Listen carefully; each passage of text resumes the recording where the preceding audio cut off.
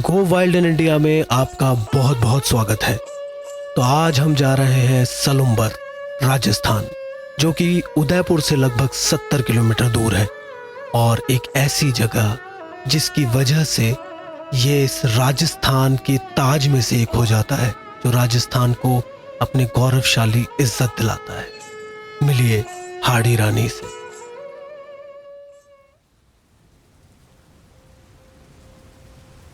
राजस्थान ने एक समय ऐसा भी देखा था जब राजस्थान के शासकों में से ज्यादातर राजा मुगल साम्राज्य के अधीन उनके झंडे के तले लड़े थे। समय और बुरा आया और औरंगजेब के जुल्म बढ़ने लगे और अब राजस्थान के कई बड़े और छोटे राज्यों की राजकुमारियों को यही डर लगा रहता था कि कब औरंगजेब आकर उनको वहां से उठा ले जाएगा और अपने हरम की एक रानी बना लेगा। इन्हीं राजकुमारियों में से एक हुई किशनगढ़ की राजकुमारी चारुमती। आज ही इन्होंने औरंगजेब का रिश्ता ठुकराया है और कंकोर बेइज्जती की भरे बाजार में। अब इन्हें डर है कि औरंगजेब बहुत जल्द इन्हें उठाकर ले जाने वाला है, मगर इन्होंने राणा राज सिंह के बारे में भी सुना है। इन्हें पता है कि राज सिंह इन दिनों बहुत सी ऐसी राजकुमारियों को बचाने के एक अभियान में लगे हुए हैं। उन्होंने घोषणा की है कि जो भी राजकुमारी ऐसा ना चाहती हो वो राज सिंह को ये बात बता दे और राज सिंह इसके विरुद्ध उन लड़कियों को बचाएंगे। राज सिंह को एक पत्र लिखा जाता है और मदद मांगी जाती है।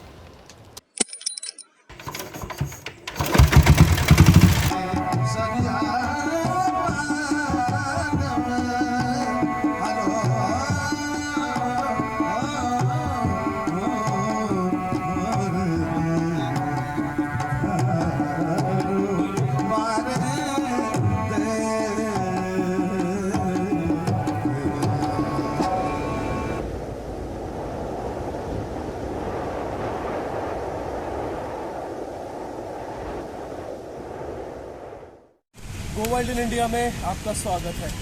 समय है कि हम जाएं सलुम्बर और वहां जाके हाड़ी रानी के महल को देखें। हमारी गाड़ी जाम चल रही थी और दूसरी वाली गाड़ी की चेन थोड़ी सी टाइट चल रही थी, तो हमने दोनों को फिक्स करवा लिया है और समय हो रही है 1:15। गर्मी बहुत ज़्यादा है, पसीने रुकने का नाम नहीं लेते, मगर अब समय है कि हम सलुम्बर जाके इस हाड़ी रानी की कहानी को देखें, सुने और इसके त्याग को समझने की कोशिश करें। आखिर स्वाधीनता के लिए राजपूत वंश ने या राजस्थान ने या भारत के समस्त ही लोगों ने कितना कुछ किया है। आइए चल के देखते हैं गो वाइल्ड इन इंडिया। लीजिए, हमने उदयपुर छोड़ा भी ना था कि बारिश शुरू हो गई। जरा सा पानी पड़ जाने से ये पेड़ की प्रकृति कैसे नाच उठती है, मैं हमेशा इस चीज को देखकर अचंभित होता हूँ। मगर आज मैं इसलिए भी ज्यादा खुश हूँ कि मैं आज हाड़ी रानी को देखने जा रहा हूँ, जिसको मैंने पढ़ा तो ये हाड़ी रानी, ये बूंदी की राजकुमारी मुझे अति प्रिय हो गई। वो खत याद है आपको जो रानी चारुमती ने राणा राज सिंह को लिखा कि वो उसे औरंगजेब से आकर बचा लें और खुद उससे शादी कर लें। राणा राज सिंह के आदेश पर सारे सामंतों को इकट्ठा होना था। राणा राज सिंह के सभी सामंतों में से एक सामंत खुद रतन सिंह भी थे, जो हाड़ी रानी के पति थे और उन महान चूणा जी के वंशज भी, जिन्हें राजस्थान का भीष्म पितामह कहा जाता है। और ये सामने बड़ी पहाड़ी के ऊपर जो हवा महल है, ये आज हम नहीं घूमने वाले। हम अगली बार जब भी उदयपुर आएंगे तो रूठी रानी के महल को भी घूमेंगे, वहां की भी कहानी को जानेंगे। फिलहाल भाई नमस्ते। हाड़ी रानी का रास्ता कहाँ से है महल का? सीधा ही?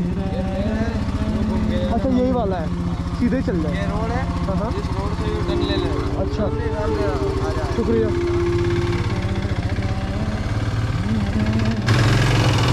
तो लीजिए, इसी के साथ हम सलुम्बर के इस ठिकानेदार के परकोटे में घुस गए हैं। पतली पतली गलियां हैं। मुझे उम्मीद है कि वहाँ पे शायद मुझे बड़ा महल देखने को मिले, क्योंकि मैंने इसके बारे में ज़्यादा कुछ देखा नहीं था। मगर यहाँ पर आके मैं थोड़ा कंफ्यूज था, क्योंकि अंदर एक बड़ा से स्कूल होने की बात थी, पर फिर भी कोई और ऑप्शन नजर नहीं आया तो मैं अंदर चला गया। सामने स्कूल था और मेरे दाहिने में, मेरे राइट में, ये है हाड़ी रानी की हवेली।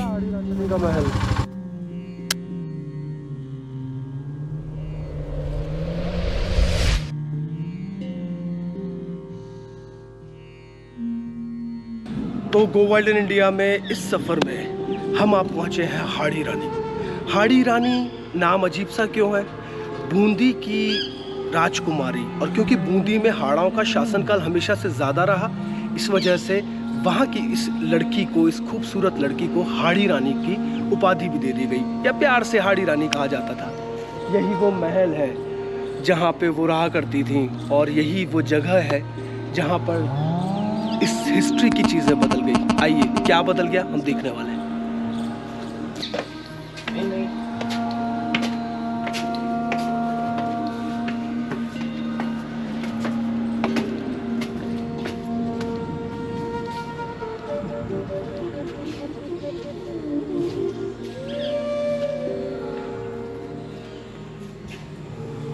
तो देख रहे हैं आप कैसे हाड़ी रानी का सर वहाँ उस तश्तरी में है, और उनके पति इस तश्तरी को निकाल कर देख रहे हैं कि आखिर रानी शाह ने उनके लिए भेजा क्या था। कहानी कंटिन्यू रहेगी। आइए।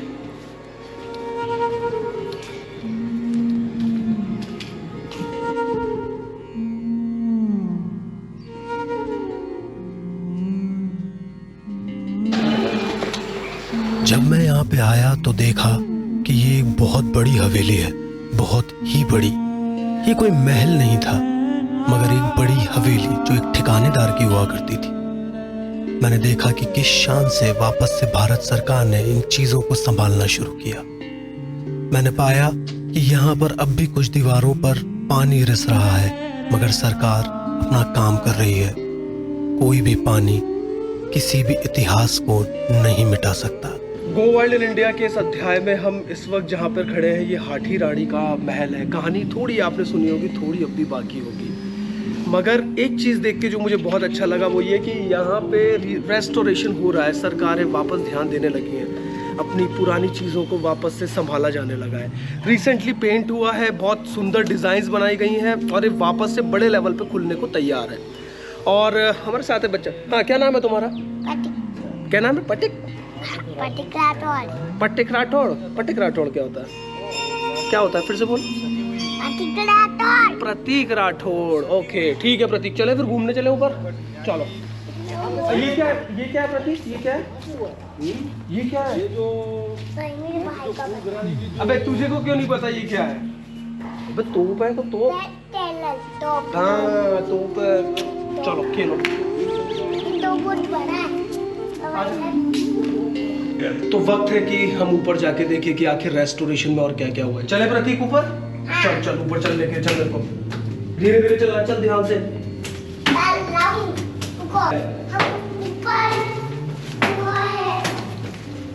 जरा देखिए, पुराना महल था कभी, और वापस इसको जीवित कर दिया मात्र कुछ रंगों ने। सरकार की थोड़ी सी चीजें ही कैसे चीजें बदल देती है। ये वापस से अपने पुराने रूप में आने लगा है ये महल। जरा देखिए, और यही वो किस्सा है, यही वो कहानी है जिसके लिए हम हाड़ी रानी को कवर करने आए थे। आखिर क्यों एक वीरांगना ऐसा करती है कि अपना सर काट के अपने पति के पास भेज दे। जानते हैं पूरे विश्व में राजस्थान को अलग क्या बनाता है, खास क्या बनाता है? वो है यहाँ की कहानियां, जो आज के लोग, आज की जनरेशन शायद ना समझ पाए। रानी सहल कंवर बूंदी के हाड़ा शासक की बेटी, और जिनका विवाह उदयपुर के सलुम्बर ठिकाने के रतन सिंह चूड़ावत के साथ हुआ। शादी को बस कुछ ही दिन हुए थे। देर रात सलुम्बर के इस सामंत रतन सिंह चूड़ावत को भी यह आदेश प्राप्त हुआ। वह अभी भी अपनी प्रिय रानी सहल कंवर की आंखों में गिरफ्तार थे, और ऐसे में रणभूमि में युद्ध, वो भी इसलिए कि राणा का विवाह हो सके। रतन सिंह गहरे सदमे में चले गए, टूट गए। हाड़ी रानी को जब यह समाचार मिला तब उन्होंने रतन सिंह को काफी समझाया, याद दिलाया कि आप उस महान चूड़ा जी के वंशज हैं जिन्होंने अपनी राजगद्दी छोड़ अपने छोटे भाई को वो राजगद्दी संभलवाई थी और राजपूतों की किसी भी जंग में पहला बेड़ा संभालना या पहला प्रहार करने का गौरव हासिल किया था। और ऐसे महापराक्रमी योद्धा होकर भी मात्र पत्नी प्रेम के कारण रतन सिंह हाड़ी रानी को मजबूर प्रतीत होते दिखाई दिए। तभी वो पास खड़े सिपाही से कहते हैं, जाओ मेरी रानी से कुछ ऐसा ले आओ जिसको साथ में रखकर मैं लड़ सकूं और युद्ध भूमि पर शहीद हो सकूं। यह जानकर सहल कंवर उस सिपाही से कहती है कि इस तश्तरी पर अब जो गिरेगा उसे मेरे स्वामी को दे देना और कहना कि मैं स्वयं साथ चलकर आई हूं और अब युद्ध भूमि में भी आपके साथ लड़ूंगी। यह कहकर सहल कंवर पास पड़ी कटार उठाती हैं और अपने गले पर मार लेती हैं। सर कटकर सीधे तश्तरी पर गिरता है और वही सर अब रतन सिंह के पास जाता है। रतन सिंह जब तश्तरी ऊपर से कपड़ा हटाकर देखते हैं तो पागल से हो जाते हैं और उसके बाद अपनी बीवी के सर को अपनी चोटी से बांध लेते हैं। चोटी से चोटी बांधकर रफ्तार पकड़ लेते हैं युद्ध की तरफ। रतन सिंह जी ने जो सोचा सब उसका उल्टा हुआ। अब तो रानी उनके साथ स्वयं आई है इस युद्ध को लड़ने। तो क्या रतन सिंह इस युद्ध में कुछ कमाल दिखा पाएंगे? क्या रतन सिंह आज औरंगजेब की सेना को रोक पाएंगे? क्या रतन सिंह आज राज सिंह राणा की शादी करवा पाएंगे? देखते हैं। बैटल ऑफ थर्मोपिली, या कह लीजिए वो थर्मोपिली का युद्ध जिसमें 300 स्पार्टन लड़ाके 10,000 ग्रीक सोल्जर्स के सामने लड़ जाते हैं, मर जाते हैं सिर्फ स्वाधीनता के लिए। लड़ाई सिर्फ इसलिए हुई थी कि सही को सही ठहराया जा सके और इसलिए राजस्थान इतिहास के जनक सर जेम्स टोड या कर्नल जेम्स टोड, उन्होंने थर्मोपिली के युद्ध को राजस्थान की कई युद्ध नीतियों से और युद्धों से कंपेयर किया। उन्होंने बताया कि राजस्थान ने तो न जाने कितने थर्मोपिली जैसे युद्ध देखे हैं। तो समय है कि अब हम उस रणभूमि में चले जहां रतन सिंह अपनी प्यारी बीवी के सर को अपनी ही चोटी से बांधकर लड़ने में उमादा है। आज फैसला हो जाएगा। औरंगजेब अपनी बड़ी सेना लेकर आया है ताकि चारुमती से शादी कर सके और इसके विपरीत सभी सामंतों को यह ऑर्डर मिला है कि आज उन्हें अजमेर तक किसी भी तरह से सेना को क्रॉस नहीं होने देना है।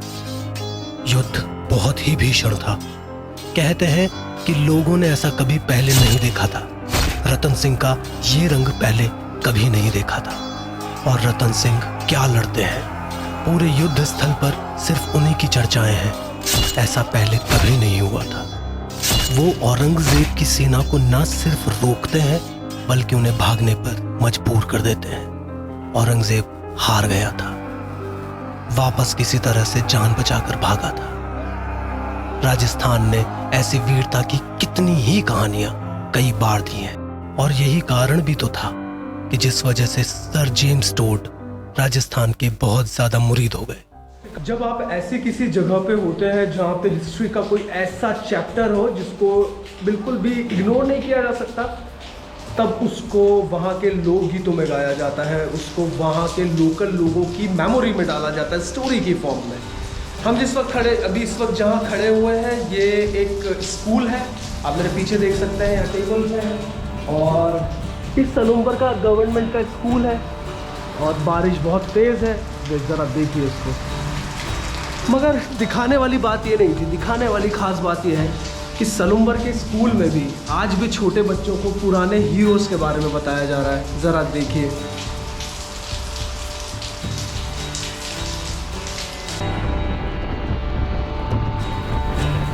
तो आपको हाड़ी रानी की या सहल कंवर की ये कहानी कैसी लगी? हमें आपका इंतज़ार रहेगा अपने कमेंट सेक्शन में, जहां पर आप रिव्यूज़ लिखकर हमें बता सकते हैं कि हमें और क्या बेहतर करना चाहिए, हमें और कहां जाना चाहिए, क्या और धन छुपा हुआ है इस राजस्थान की मिट्टी में। इसी के साथ आपका प्यार हमारे साथ ऐसे ही बना रहे। लाइक, सब्सक्राइब और शेयर करके आप हमें प्रोत्साहित कर सकते हैं। मैं वापस से आपके पास लौटूंगा किसी नई कहानी के साथ, मगर तब तक आप बने रहें गो वाइल्ड इन इंडिया।